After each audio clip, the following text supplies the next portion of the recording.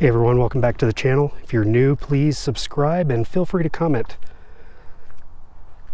I'm going to be covering a couple of different things in this video.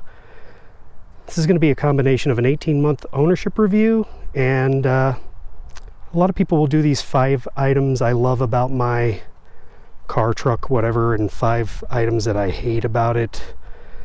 I'm going to do a combination of those things. I'm just going to do things that I feel like you should know before you purchase a later model 5th generation Toyota 4Runner.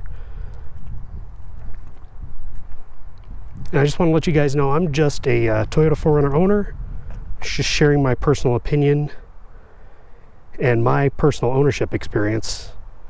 I do try to research everything to the best of my ability before I do make a video on it.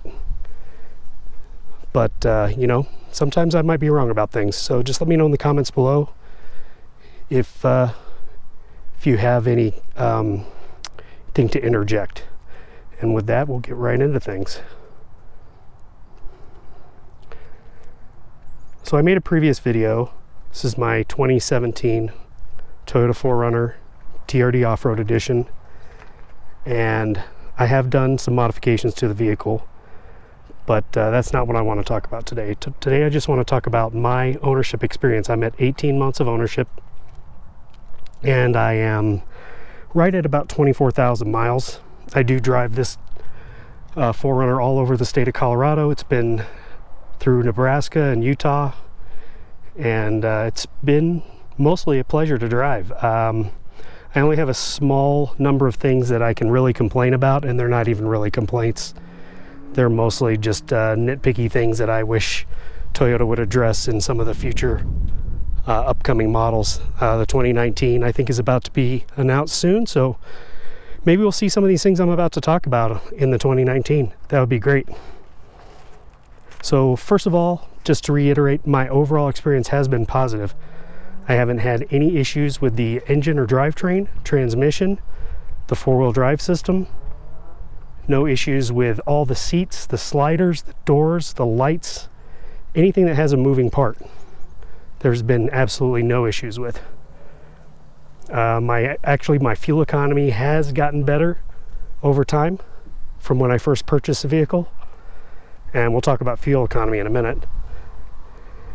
And I've been doing 7,000 mile oil changes using full synthetic. I've had all my oil changes performed by my dealership that I purchased from under the Toyota Care, and I did pay for a couple of oil changes myself. I think Toyota Care only covers every 10,000 miles. If you do them any sooner, you do have to pay.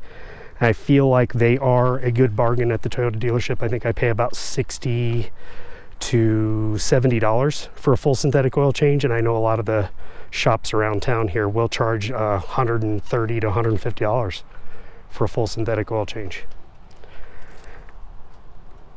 The other thing I wanted to mention too is if you have all your service done at your Toyota dealership, I discovered that if you log into toyota.com and use your VIN number and create a login, you can actually see all the service that's been performed, everything that they've done, which is pretty handy if you're going to sell the vehicle or if you just want to keep records.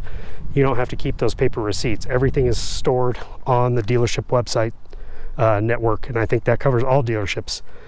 I know when I had my Tundra, I did get an oil change done in another state when I was visiting a friend in Nebraska. That oil change was all on my record online.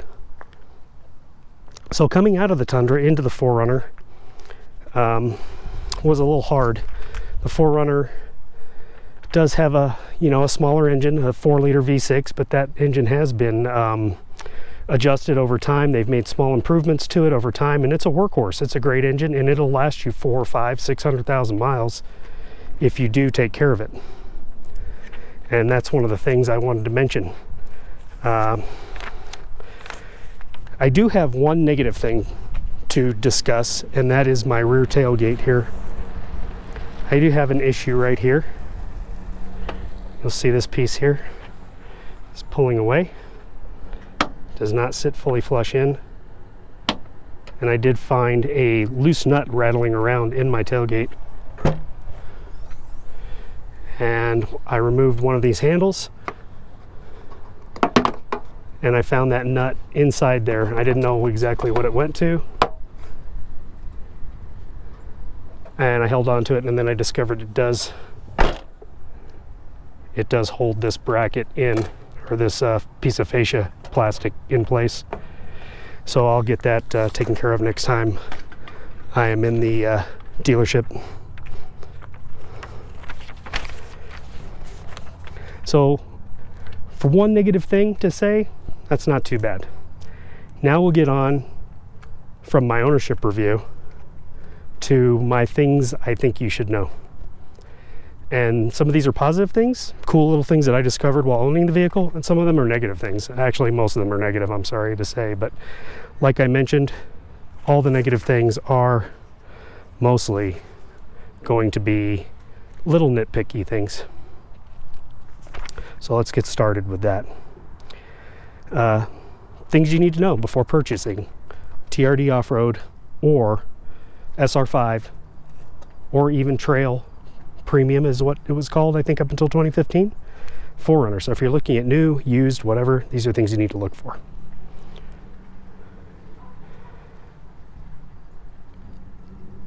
From the dealership, the SR5, the TRD Off Road, and the Trail, and the limited models do not come with off-road tires. Even though they call the TRD Off Road a TRD Off Road, it comes with a Dunlop 265 70R17 street tire, which is okay on the street. But if you're going to do any kind of off-roading on anything other than maybe a dirt road or fire road, you might want to upgrade the tires immediately. You do not want to get stuck out in the middle of nowhere.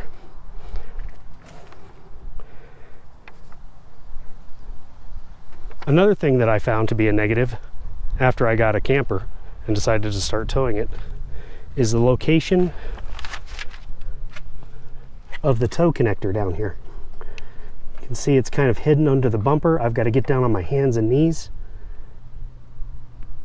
to get up in there, right by the spare tire.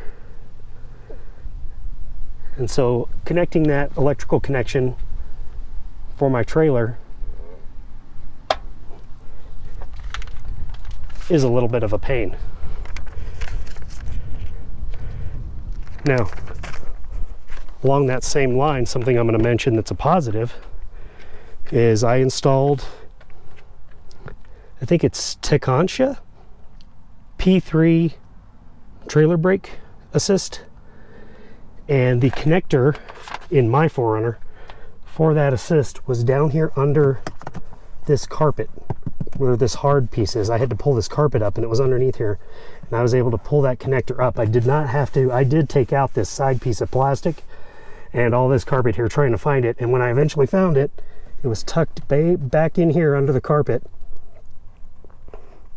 And once I did find it, it was basically plug and play. The Tekonsha sells a adapter kit wire harness that allows you to plug their brake controller directly in to the Toyota plug that's just loose underneath there, and just came right up and worked. No issues at all. The hardest thing I had to do was to decide where to mount it, and for me, mounting it right here made sense. I can kind of tilt it around and it doesn't bash into my legs. And then probably in the winter time, I'll probably just remove this. It's got a clip in the back here where you can just pull it out.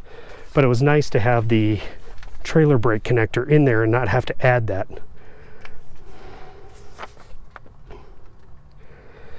The next thing I didn't know that I had, which is kind of cool, was that the steering wheel does fully adjust. There's a clip down here you can pull down and it will fully tilt up and down. That's nothing new. But what I didn't realize is that it also telescopes in and out.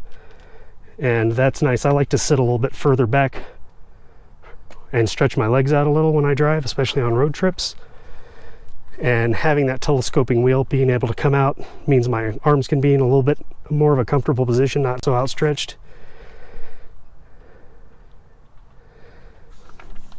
Another thing that I didn't realize was when I have the lights on, you can switch the dash light on and it will keep your instrument cluster lights, your navigation display, all of that will stay in daytime mode.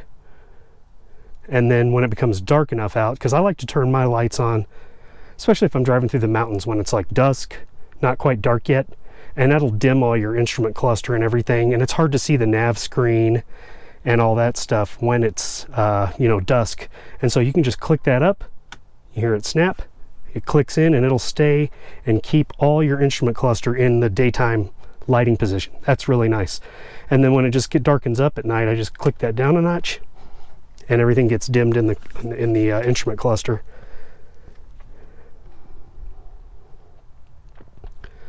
One of my biggest complaints is pretty nitpicky. It's about storage. There are cup holders or bottle holders, water bottle holders down here in the doors. But these little pockets here that they have where it looks like you could keep maybe some sunglasses or just anything are completely useless. Anything you put in there will, it's a hard plastic. It'll just slide around and eventually fly out and get underneath your feet while you're driving. That's a cool feature, thanks. So I don't keep anything in there. I mean, if you had a big enough pair of sunglasses, I guess you could kind of wedge them in there where they would stay. In the 4Runner, this was actually a little pocket with a door that would open and close. And you could keep things in there and they wouldn't slide around. Maybe they should look into that again. I know it makes it feel a little bit bigger in here and it gives you a good place to grab this handle, but I don't ever really find myself grabbing that from that direction. I think having a small enclosed door here so you could actually keep stuff inside there would be a little bit more handy. On the center console, I actually wound up, let me tilt the camera here. I actually wound up having to buy this little tray from Amazon. I think it was like $10 or $15, which just sits on top and slides back and forth and just allows you to keep a lot more small things on top there, so that when you open the center console, you can have access to your small things, some keys, some change, CDs, whatever, tissues. Even though there's a tissue box holder right here and pen holder, anything I've ever put in this tissue holder comes flying out as soon as I open this console. So I keep my little package of tissues here, chapsticks, things like that, my keys to my trailer, all that stuff gets stored in there. In the front here, we have this little pocket, and I don't know what it's for. I can try to keep a chapstick in there, but it does kind of rattle around and find its way out sometimes. Oh, and here's my little nut that came out of my rear.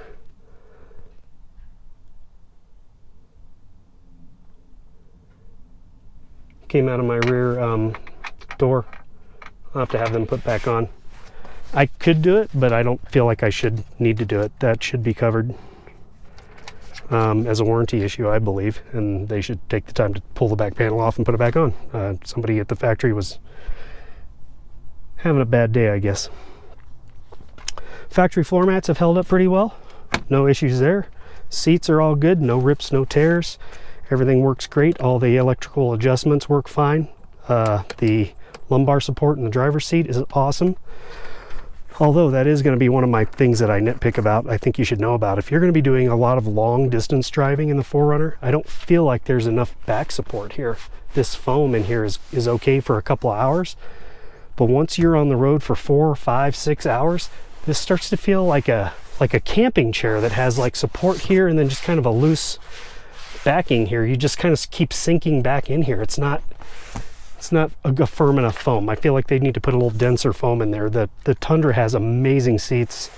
They need to follow that model. The Tundra seats are firm, they're comfortable. I enjoy those seats for long distance driving. Whereas the 4Runner seats are good for around town and maybe a couple hours, but anything more than 2 or 3 hours in these seats and you will start to get a little bit of a backache. That's just my personal opinion and what's happened to me. On the plus side, one of the things I think you should know about is if you do a lot of road trips, in the back here, it's great. You've got these cup holders that have these removable things so that if your kids spill stuff, you can take all this out and clean it. But the best part is these little levers here that allow these seats to recline in the back. So I'll try and push this back with one hand. I don't know if I can. There we go. But you can see, here, let's do this like this. You can actually tilt those seats back pretty good. So if you got teens or kids back here that are going to be riding and bugging you, you can give them an iPad, throw them back here, recline back, and hopefully they'll leave you alone. So you can see the interior of my truck's pretty clean. I got dogs coming in and out of here. You see a little bit of dog hair, but for the most part, it's all held up really well. No issues. The thing that hasn't held up as well is the plastic on the doors, and I'll show you in the rear hatch here in just a second. That's one of my other things I feel like you should know about if you're going to be using this for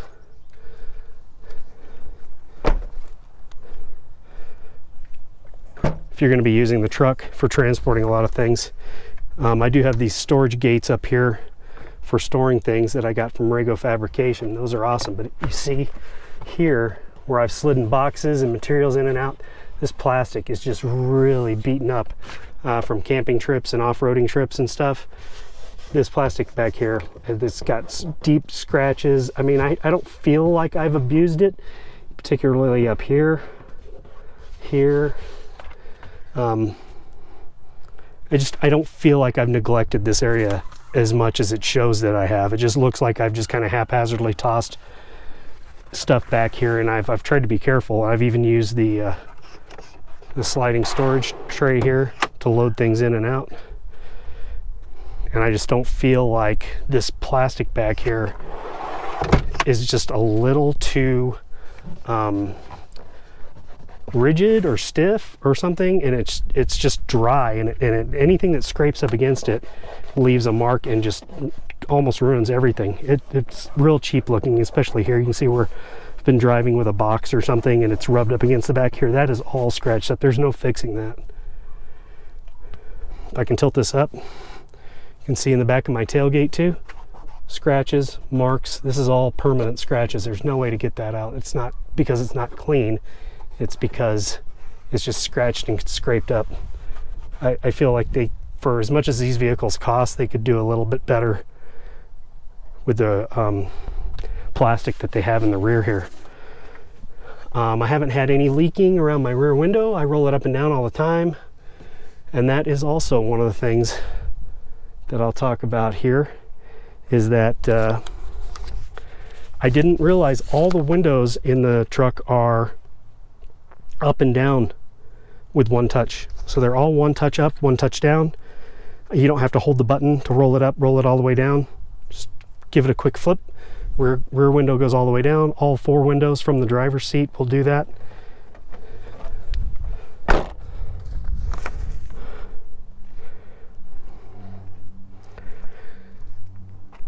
Another thing I feel like you should be aware of is if you like to keep your vehicle clean, you'll notice my vehicle's pretty clean. It did get some water on it the other day, but I wax it 2 or 3 times a year, try to keep it cleaned up. Is that the mirrors will hold water after it's rained or after it's been washed, and they'll hold soapy water in there. And you dry your vehicle all off, you keep it all nice and clean, and then you drive off from the car wash, and then you just get this trail of soapy water that splatters down the side, leaving streaks. If you're buying it because it's a truck and you don't really care, then that won't matter to you. But if you like to keep your truck clean, like I do, then that's kind of I just think there should be a better drainage plug or something in the mirror that would allow that water to come out a little bit better.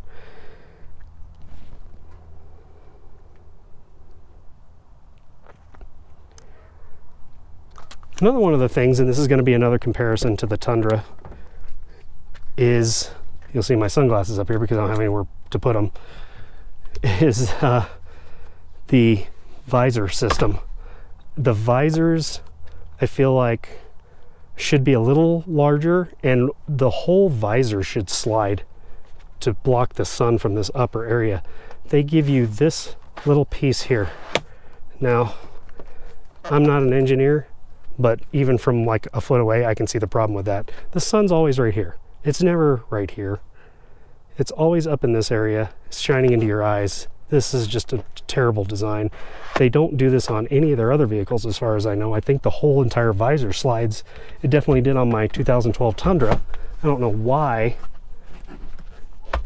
they thought adding that little sliding piece was a great idea on the 4Runner. I don't know if that was just a different group of engineers designed that. I find it not to be so great.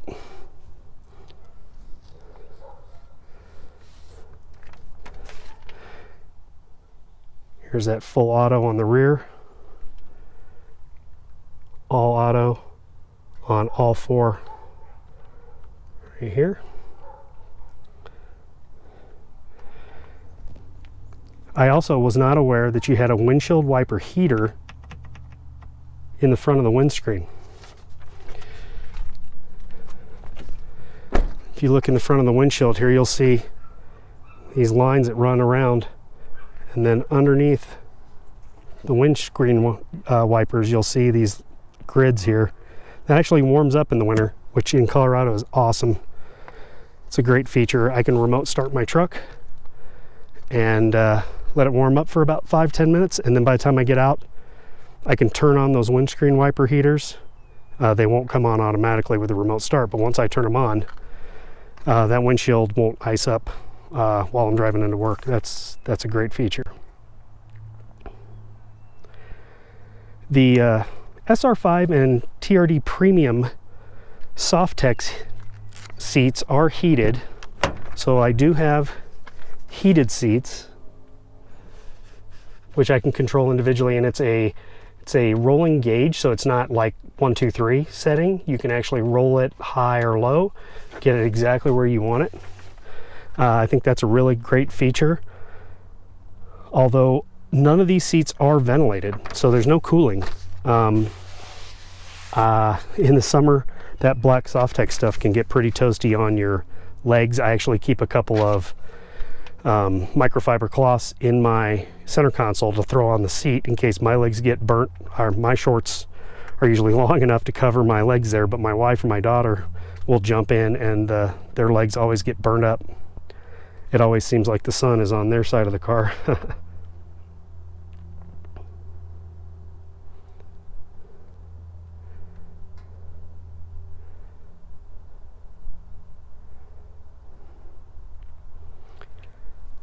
Now, I do believe on the limited version of the 4Runner, having a heated steering wheel and having heated and ventilated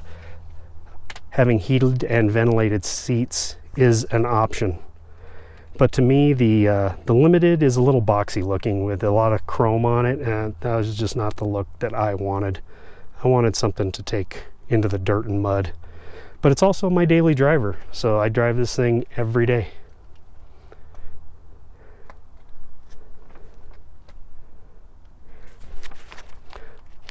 The last complaint that I'm going to talk about is you may be able to see in the front of the truck, I have rock chips, rock chips, rock chips, rock chips, scratches, scrapes, rock chips. Obviously, I have off-road tires on my truck, and they do kick up some stones and rocks, but the factory mud flaps seem to stop all that. I don't have any chips or scrapes down here where I would be kicking up rocks on myself. This is all coming from traffic in front of me, and I have rock chips, giant rock chips, rocks that go scooching across the front of the vehicle and causing multiple chips. There's just a lot of rock chips here, and my windshield, especially right here on the driver's side, you can look here, I've got 1, 2, 3, 4, 5, 6, 7, and then one right here in the pillar, maybe 8 or 9 rock chips. Let me adjust the camera there. 8 or 9 rock chips just right here in this area. One of them, which is the worst one here, I had to have silicone filled because it was going to crack. I got that rock chip when I had less than 500 miles on this vehicle. It was frustrating.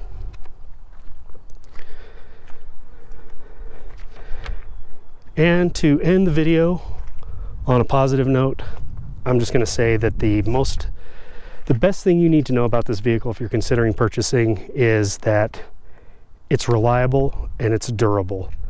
I have beat this thing up. I have gone over rutted out roads, fire roads, off-roading, rocks, through some small streams, just kind of beating it up, and overall it's just held up really well.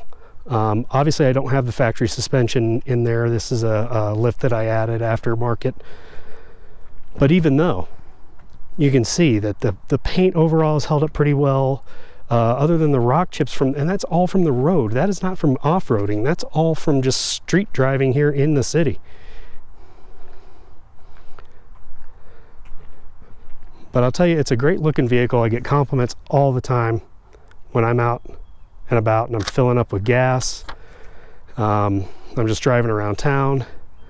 The other thing I think I might want to do, speaking of gas, is that my gas mileage has improved over time. When I first got the vehicle, I was getting 14 to 15 miles per gallon, which I thought was insane. I thought that was really bad.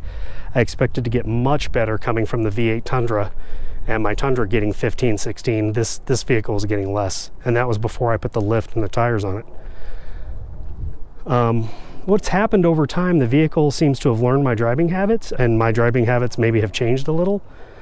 Because I'm driving a larger vehicle that's a little slower. The V8 and the Tundra will scoot you around a lot faster than this V6 in the 4Runner will. But now I seem to be getting anywhere from 16 to 19, depending on how I drive.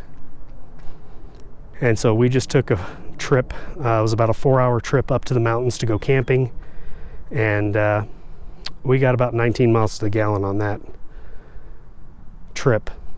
And then even just towing my small camper, I will get anywhere from 14 to 15.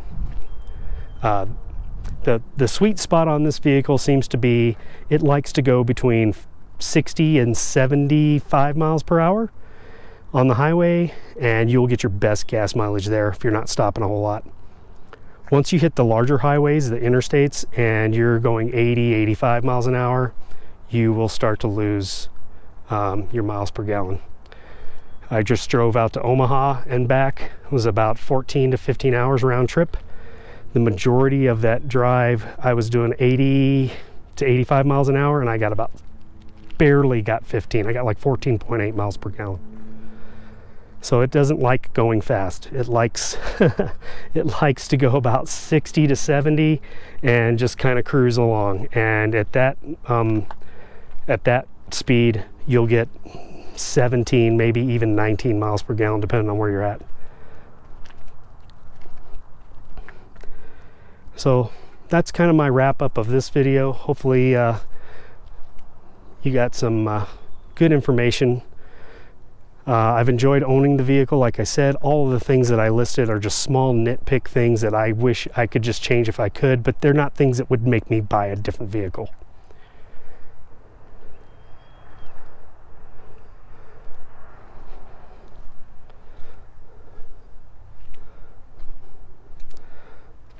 So I appreciate you watching.